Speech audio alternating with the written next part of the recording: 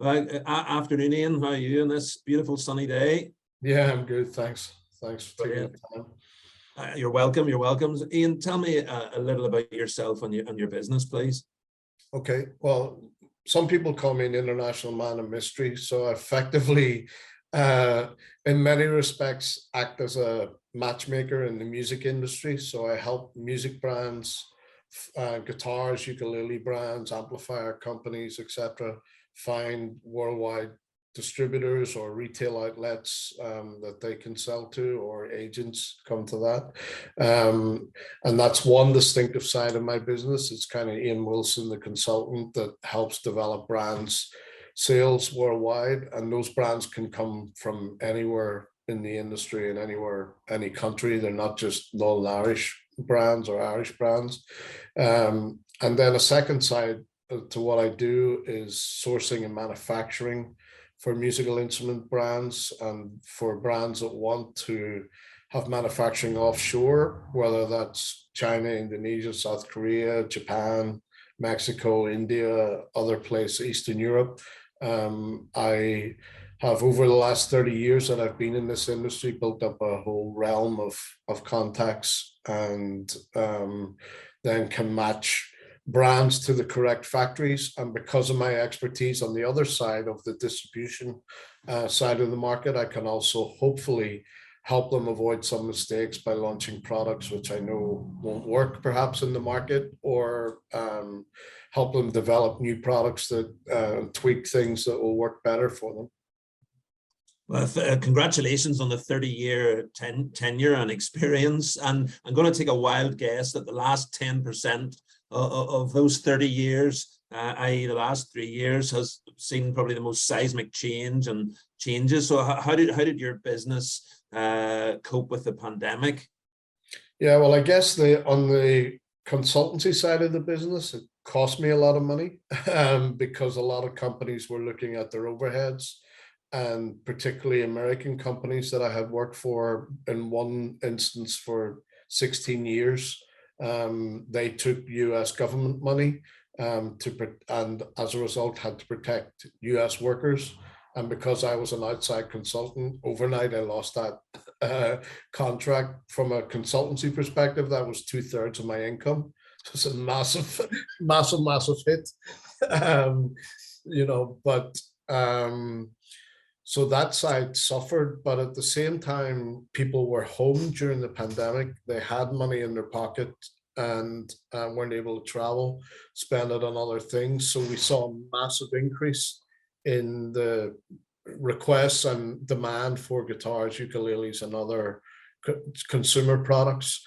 Unfortunately, at the same time, China and other places were hit with supply chain issues, with massive shipping costs and a lot of challenges. But saying that, I was able to grow our business substantially in the last sort of 2 to 3 years. And part of that also was US companies, without getting too political about it, looking to perhaps move things out of China as China was getting more closed. Trump had a tariff on certain products, of which musical instruments was one of those, going into the US market. And the US market represents 46% of all musical instruments sold in the world. So it's a key market. And a lot of, particularly also recently with the whole Taiwan thing, US companies looking at where else can we go. So that has helped trigger some of that growth as well. And what would you say, Ian, have been your biggest learnings in business over the years? That effectively you got to adapt or die.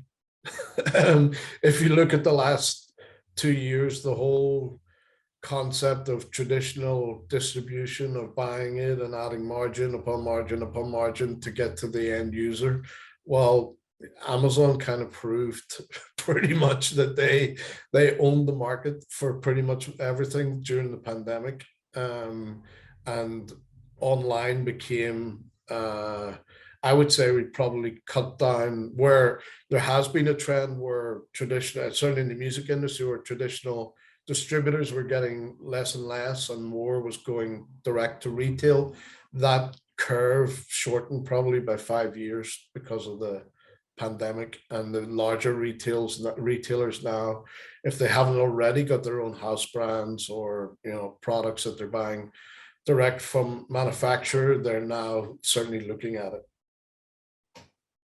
So interesting. It's interesting, just as you say, how Amazon have affected the whole dynamic of product to consumer.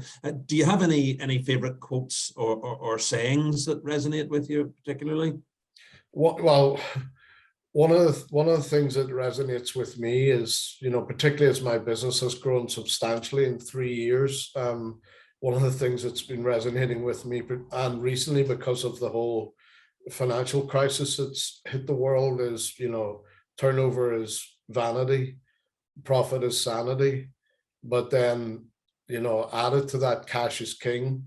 So it's kind of what's in my bank account really that counts at the end of the day, for the stability of the company moving forward. And it's fine if I have this great turnover, but if somebody owes me hundreds of thousands of pounds or dollars or whatever, then actually it's not that good.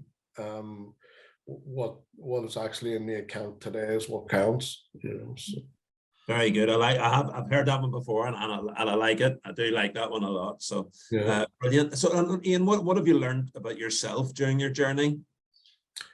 A lot, probably. Not to be afraid to make mistakes, and sometimes failure can be your best learning curve.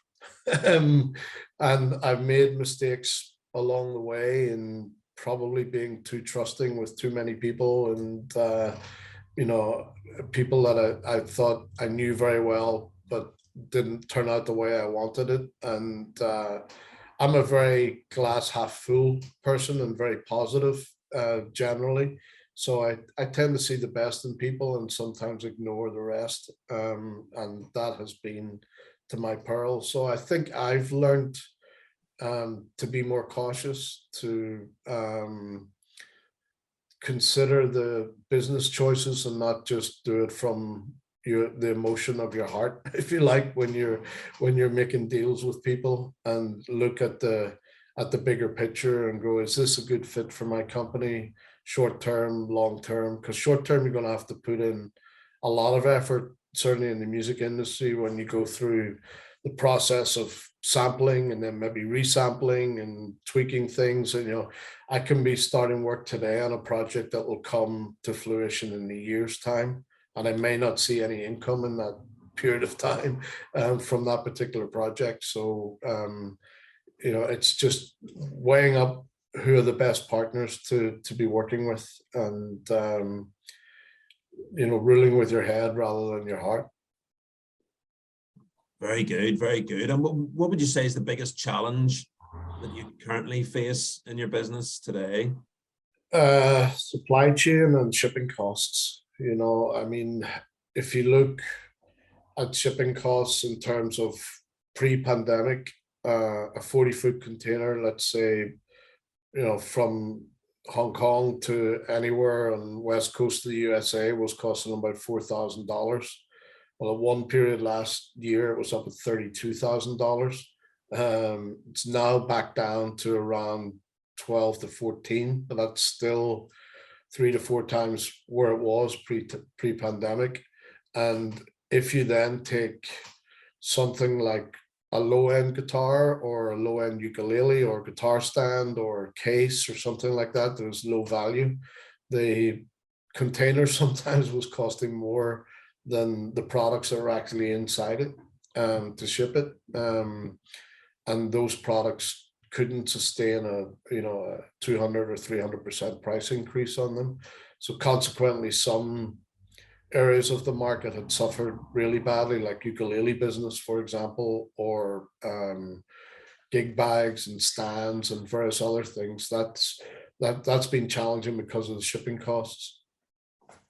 What would you say, Iain, to anyone thinking of going into business? What advice would you give? I think be measured about it, do your homework, do your research. make sure what you think is an opportunity is really an opportunity, and then carve out a niche for yourself. You know, look at how you can be effective in the whatever the area of business is that you want to get into. What is going to be your USP, you know, your unique selling point? Why would somebody use IBC over anybody else, or going direct? What's the advantage of that in the marketplace, and how, you know, how can you make that pay? Good advice. And if you started your business again, if you could turn the clock back 30 years, is there anything you would do differently?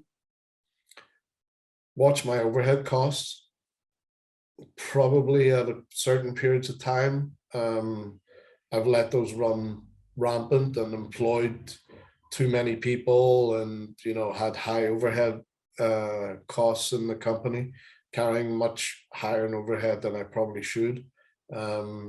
So if I could do anything differently, I suppose I think that's what I would do, because my, you know, at the time, the employees, who are all, you know, often friends as well, earned a lot of money, while I earned almost nothing in those periods of time, because I was covering my overheads each month. And when I reestablished International Business Center in 2019, I did it purposely at a point where it was going to be on a low overhead, higher margin, where actually any profits could stay in the company after the revenue had got their slice. So. And if anybody wanted to get in touch with you or your business, Iain, what's the best way to go about that? Either email me at Iain, that's IAIN, at ibctrading.com, or look for me on LinkedIn and let's connect up there. Fantastic. Well, Iain Wilson from IBC, it's been great hearing from you. Thanks very much for your time. It's been great to hear about your business and your journey over the last 30 years or so. So thank you very much indeed. Yeah, you're most welcome.